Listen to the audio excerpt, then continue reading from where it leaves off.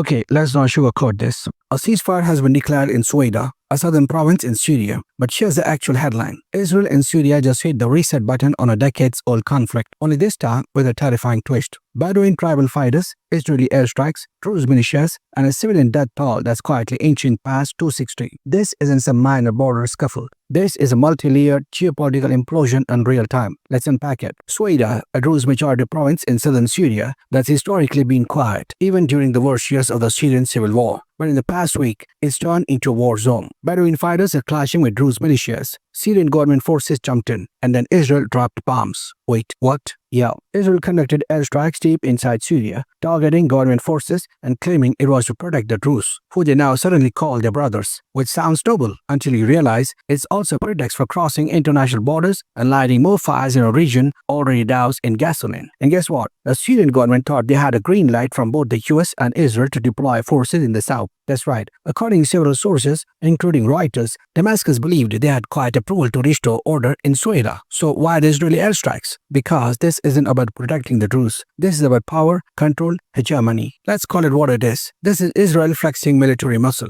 It's not about sects or security. It's about signaling a message to Syria, to Hezbollah, to Iran. We are still in charge. We own the skies. Don't forget it. And in the middle of all this, civilians, 260 plus people dead, 80,000 displaced, no water, no electricity. A modern-day siege that no one is live streaming because there's barely any internet left in Suwayda. Let's zoom in. Syrian President Ahmed al-Shara made a public statement thanking the US for brokering the ceasefire and vowing to restore security. Sounds diplomatic, but here's the subtext. We didn't expect the backstab, and we have no real control. Because while Syrian troops are trying to enter Suwayda, it's unclear if they have even made it into the city yet. The streets are still being patrolled by tribal militias, while Bedouin fighters from Damascus prepare to join the battle. This is a tribal civil war, with jets flying overhead. And then there's the elephant in the room, the Golan Heights, a part of Syria occupied by Israel, internationally recognized as not Israel. On Friday night, a group of Druze citizens of Israel staged a protest near the border. They crossed the fence. Israel sent in troops. So now we have got Israeli Druze protesting Israeli airstrikes on Syrian Druze, while Syrian Bedouins fight Syrian Druze backed by Israel. And the Syrian government tries to referee it all after being bombed. Confused yet? Good. That's how geopolitical chaos works. It's a mess by design. And here's the kicker. All this while Gaza is burning, Lebanon is bleeding,